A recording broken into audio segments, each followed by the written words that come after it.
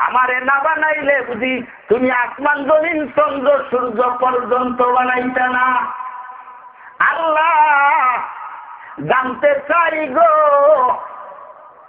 অন্য অন্য পয়গম্বরদের কুরসি তুমি জান্নাতের কিনারে রাখলা, আমার কুরসিটা কেন গো তুমি জাহান্নামের কিনারে রাখলা? জোরে বলেন আল্লাহু আকবার। প্রশ্ন জাগে না? জোরে কোন জাগে কিনা? জাগে। এই প্রশ্নটা করা দরকার না? খাতিরে আরজ করছি সমস্ত কিছু তার করছি কেন জাহান্নামের বর্ডারে থাকে? এই কথাটার জবাব একটু পরে আসতেছে। আসেন আমরা আর একটু আগানোর চেষ্টা করি। আমাদের কঠিন দিনে মানুষ পানি পানি বলে পাগল হইয়া যাবে, মাথার গাম পায়ে পড়ে সাঁতরাইতে থাকবে, চোখের পানি পড়তে পড়তে চোখের পানি শেষ হইয়া যাবে, চোখ দেয়া রক্ত প্রবাহিত হতে থাকবে। এরপরেও মানুষের কষ্ট দূর হবে না, পানির পিপাসায় কলিজা ফেটে যাবে, ক্ষুধার তাড়নায় মানুষ পাগল হইয়া যাবে। ওই অমত অবস্থায় সমস্ত লোকের একটা মিটিং করবে, মিটিং এর মধ্যে বলবে আমাদের আদি পিতা হযরত আদম আলাইহিস সালাম। ঠিক না ঠিক? চলো এরকম মাতাব্বরেরা বসবে, জ্ঞানীগুণীরা বসবে, শিক্ষিত বর্গরা বসবে, চলো আমাদের আদি পিতা না আদম আলাইহিস সালাম, ওনার কাছে যাই, উনি আমাদের জন্য আল্লাহর কাছে দরখাস্ত করুন। আল্লাহ তাবারাকা ওয়া তাআলা বড় ক্ষমাশীল, তিনি আমাদেরকে ক্ষমা করে মাফ করে জান্নাত দিয়া দেয়। চলো আমরা আদমের কাছে যাই। মুহূর্তের মধ্যে লোকগুলা আদমের কাছে চলে যাবে। হে বাবাজি, তুমি আমাদের আদি পিতা, তুমি সর্বপ্রথমকার মানুষ, তুমি সর্বপ্রথমকার পুরুষ, তুমি আমাদের আদি পিতা লাগো, তুমি আমাদের এই কষ্ট দূর করার জন্য আল্লাহর কাছে দরখাস্ত করো। তোমার দরখাস্তটা হয়তো আল্লাহ মেনে নিবে। আদম বলবে আমি পারবো না। আমি একটু অনেক শব্দ হইতেছে, কেন এই শব্দগুলো হয়? বাচ্চারা কথা না বলি, আমরা সবাই চুপচাপ বসে যাই। আদম আলাইহিস সালাম বলবে আমি আল্লাহর কাছে অপারগ, আমি দুনিয়ার উপরে ভুল করেছিলাম, যদিও ভুল না ক্ষমা হয়ে গিয়েছে। যাই হোক, আমি আজকে সেই অপরাধী, আমি নিজের চিন্তায় যদি ব্যস্ত, আমি তোমাদের জন্য আল্লাহর কাছে সুপারিশ করার মতো আমার যোগ্যতা নাই। তোমরা তোমাদের স্বামী পিতা হযরত নূহর কাছে চলে যাও। লোকজনেরা স্বামী পিতা, দ্বিতীয় পিতা হযরত নূহ আলাইহিস সালামের দরবারে চলে যাবে। ওনাকে এইভাবেই বলবে, উনিও বলবে বাবারে আমি তোমাদের জন্য সাফায়াত করার যোগ্যতা আমার নাই, সাফায়াত করতে পারবো না। তোমরা একটা কাজ করো, তোমাদের জাতের পিতা ইব্রাহিমে খলিলের কাছে চলে যাও। মিল্লাতা আবিকুম ইব্রাহিম, জোরে কোন সুবহানাল্লাহ। তোমাদের জাতের পিতা হযরত ইব্রাহিম আলাইহিস সালামের কাছে যাও, তিনি তোমাদের জন্য সুপারিশ করতে পারবে। এবার সমস্ত লোকেরা দৌড়াইয়া হযরত ইব্রাহিমের খলিলের দুয়ারে চলে যাবে, গিয়ে বলবে আব্বা জান, আপনি না আমাদের জাতের পিতা, আপনি বড় নামি দামি পয়গম্বর, আল্লাহ পাক আপনারে খলিল বলে ডাক দিয়েছে, আপনি আল্লাহর বন্ধু, আপনি আমাদের জন্য সুপারিশ করেন, আল্লাহর কাছে দরখাস্ত করেন। উনি নিজেই বলবে আমি দুনিয়ার জিন্দেগিতে 3টা ভুল করেছিলাম, 3টা কথা আমি মিথ্যা বলেছিলাম, সুতরাং সেই অপরাধী, সেই চিন্তায় আমি ব্যতিব্যস্ত। আজকে তোমাদের জন্য কোনো দরখাস্ত করার ক্ষমতা আমার নাই। তোমরা আখিরি নবী মুহাম্মাদুর রাসূলুল্লাহ, আমার বংশের, আমার ছেলের বংশ হযরত ইসমাঈল আলাইহিস সালাম, আমার ছেলে ইসমাইল, ইসমাইলের বংশে মুহাম্মাদুর রাসূলুল্লাহ নামে যে নবী, আখিরি নবী মুহাম্মদ মুস্তাফা আহমদ মুস্তাফা সাল্লাল্লাহু আলাইহি ওয়াসাল্লাম, তিনার কাছে তোমরা চলে যাও। তিনি সমস্ত উম্মতের কান্ডারি, তিনার দরখাস্ত আল্লাহর কাছে কবুল হইয়া যাবে, তিনি একমাত্র শাফায়াতের অধিকারী পেয়ে যাবে। জোরে সোরে কন্যা সুবহানাল্লাহ। তোমরা তিনার কাছে যাও। এবার আসেন, এখানে একটু কথা রইয়া গেল। হযরত ইব্রাহিমের খলিল অর্থাৎ আল্লাহর পয়গম্বর ইব্রাহিম আলাইহিস সালাম যে বললেন যে আমি তিনটা কথা মিথ্যা বলেছিলাম, আসলে নবী রাসূলরা কোনো কথা মিথ্যা বলে, ধরে কোন মিথ্যা বলে না। কথা তিনটা আপনারা শুনবেন। আচ্ছা, মাশাআল্লাহ। ইব্রাহিম আলাইহিস সালাম আজরের ছেলে। ইব্রাহিমের বাবার নাম আজর। আজর কইয়া কোরআন শরীফের মধ্যে আল্লাহ ডাক দিছে। হাদিস শরীফের মধ্যে, বুখারী শরীফের মধ্যে এই ইব্রাহিমের বাবারে তারেক নামে, বুখারী শরীফের মধ্যে তারেক নাম উল্লেখ আছে। আজর বলে আল্লাহ পাক ইব্রাহিমের বাবারে ডাক দিল, কিন্তু তারেক নামে কিতাবের মধ্যে উল্লেখ রয়ে গেল। আল্লাহ পাক কেন আজর করে ডাক দিলেন?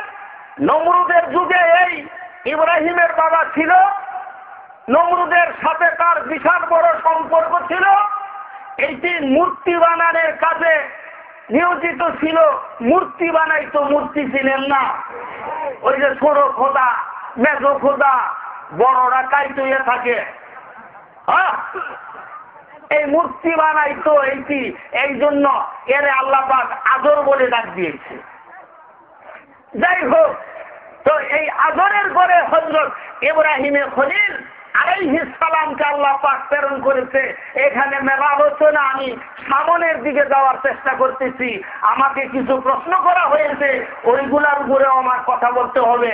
যাই হোক, আমি এখানে সংক্ষিপ্ত করে কথাটা আপনাদেরকে জানাই যাইতেছি। তো ইব্রাহিম আলাইহিস সালাম আজরের পুত্র। সমস্ত মানুষ নমরুদের খোদা বিল্লাহ মানে, কন্যা উযুবিল্লাহ, আর জোরে সরে কন্যা উযুবিল্লাহ। কিন্তু আজরের ছেলে ইব্রাহিমে খলিল আলাইহিস সালাম, এইটি তো নমরুদের খোদা বিল্লাহ মানে না। ওই যুগে ইব্রাহিমের বন্ধু বান্ধব একমাত্র আল্লাহ ছাড়া আর কেউ ছিল না। দুনিয়ার জিন্দিগিতে মাও দুশ্মন, বাবাও দুশ্মন, অর্থাৎ এলাকাবাসীরাও দুশ্মন, সমস্ত যুবকেরাও দুশ্মন। ইব্রাহিম আলাইহিস সালাম চলতেন এই পথে, ওরা চলতো বাম পথে। ইব্রাহিম আলাইহিস সালাম খাইতেন পাক পবিত্র খানা, ওরা খাইতো পাক নাপাক খানা। জোরে বল না, ঠিক না বেশি? তো অতএব ওদের সাথে ইব্রাহিম আলাইহিস সালামের উঠা বসা, কথাবার্তা, চাল চলন, আলাপ আলোচনা এগুলা হইতো না। ওনার একা হইল একমত, পৃথিবীর মধ্যে উনি একা করেন একমত, আর ওরা ব্যক্তি করে আরেক মত। যাই হোক, এমনি করে চলতেছে চলতেছে তো চলতেছে। আল্লাহর ফজল করুন, কিছুদিন পরে ওরা ওদের একটা উৎসবে যাবে। ওই হিন্দু মেন্দুরা আবার তেজার হইেন না, ওই যে জায়গায় জায়গায় পূজা টুজা করে না, উৎসব করে না, হ্যাঁ, ওই উৎসবে যাবে। ইব্রাহিম আলাইহিস সালাম রে একদল যুবক এসে দাওয়াত দিল, ও ইব্রাহিম, ও আজরের ছেলে, তুমি তো মোটামুটি জ্ঞানী ছেলে, তুমি আমাদের সাথে উৎসবে যাবা না? আমাদের আনন্দে, আমাদের উল্লাসে তুমি যাবা না? তিনি বললেন, না, আমি যাব না। কেন যাবা না? হয় আমি অসুস্থ আছি। অথচ তিনি সুস্থ। অথচ কি সুস্থ আছি, কি অসুস্থ। আচ্ছা, কথাটা মনে রাখেন। তো ওই ছেলেরা চলে গেল, ওরা ওদের উৎসবে চলে গেছে। ইব্রাহিম আলাইহিস সালাম চিন্তা ভাবনা করে দেখলো যে ওরা যে মণ্ডপ ঘর বানাইয়া রাখছে, সেই ঘরে শত শত খোদা বানাইয়া রাখছে। এরা কাইতে হইয়া রয়েছে, একটা উলঙ্গ, আর একটা উগ্র হইয়া রয়েছে, আড্ডা জিব্বাবাই করিয়া রয়েছে, আড্ডা বড় খোদা হইয়া রয়েছে। হ্যাঁ, বোঝেন নাই? কয় চাইলে আমি তো চান্স বেশি পাই না, আজকে যখন সব মানুষ এইখান থেকে গেছে গা উৎসবে গান বাজনা মদ জুয়ার আড্ডায়, আজকে আমি খোদা গুনার গুগলে যাই, কিছু দুধ লই আর কিছু কলা লই, হ্যাঁ আমি খোদা করে ভালালে খাওয়াইয়া দোয়া দোয়া যা কিছু আছে সব আমি আর খাইনুম। কথা ঠিক না দেখি? ইব্রাহিম আলাইহিস সালাম করছে কি, আপনাদের এই বাজার থেকে একখানা কলা লইছে, বেশি নয় নাই, অত পয়সা বাবু গুণ, অল্প বয়সের মানুষ না, জোরে খান না আলহামদুলিল্লাহ, আরো জোরে খান আলহামদুলিল্লাহ। আমাদের মতো ইমানদার কি আল্লাহর খলিল ছিলেন না বেশি? আমরা কত নাম্বারের মুসলমান এটা টোকা দিলে বলে বোঝা যায়। মোল্লা দেখলে আগাই, আরে সিন্নি দেখলে আগাই, মোল্লা দেখলে বিছায়। যে 5 ওয়াক্ত নামাজ পড়ে হেও কয় আমি আউয়াল নাম্বারের মুসলমান, যে নামাজ হইবরে না, যে নামাজ হইবরে না হ্যাঁ কয় আমি তো আরো ভালো মুসলমান। ঠিক ঠিক না দেখি? আল ফারকু বাইনাল ঈমানি ওয়াল কুফরি তারকুস সালাত। আল্লাহর হাবিব বলেন ঈমানদারের মধ্যে এবং কুফরের মধ্যে ব্যবধান হইল নামাজ দিয়া। কি দিয়া? জোরে কোন কি দিয়া? নামাজ দিয়া। বাবারা, কোন মুসলমান নামাজ ছাড়তে পারে না। আচ্ছা, আমি পরের দিকে আমি এই আলোচনাগুলা তোলার চেষ্টা করতেছি। তো ইব্রাহিম আলাইহিস সালাম খোদা করে কাছে যাবো, হ্যাঁ করে খাওয়াবো, হ্যাঁ দুধ কলা খাওয়াবো, যাই হোক খানা বাও কলা লইয়া, আর 2 কেজি বুঝেন না আপনারা? হ্যাঁ 2 কেজি তো বুঝেন। আপনারা তো ভালো মুসলমান, অনেকগুলো মানুষ এই মাহফিলে আসছেন, আল্লাহ পাকের ফজল করণে আপনারা 1 নম্বরের ইমানদার। জোরে বল আলহামদুলিল্লাহ। আমার ঘরে সেই দিকটা আছে 2 নম্বরের ইমানদার, 2 নম্বরের ইমানদার আছে, 3 নম্বরে আছে, 7 নম্বরে আছে, হ্যাঁ ইমান ছাড়া আছে। ঠিক হয়েছে বুঝছি? আমরা কোন ধরনের ইমানদার আমি ছোট্ট একটা এক্সাম্পল আপনাদের সামনে আনতেছি। আপনারা শিয়াল চিনেন না? যারা এখন চিনেন কিনা? পণ্ডিত, বড় বিদ্যাশীল, বুদ্ধিওয়ালা শিয়াল রাস্তা দিয়ে যাইতেছে, গাছে একটা মোরগ বসা। তো শিয়ালের নজরে উপরের দিকে তাকাইলে পরে দেখে যে গাছের মধ্যে আপনার ঘরে গ্রামের বড় মোরগটা যেটার দাম 350 টাকা, সেই মোরগটা বসা।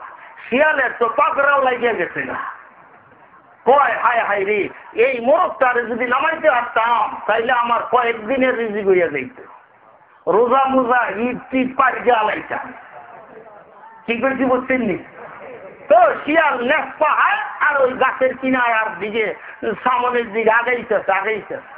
তো গাছের নিচে যাইয়া ওই যে বলছিলাম বড় পণ্ডিত, হ্যাঁ ব্রিটিশ পিরিয়ডে আপনার বিয়ে পাস করছি, বড় শিক্ষিত মানুষ, বড় শিক্ষিত তো পণ্ডিত সাহেব।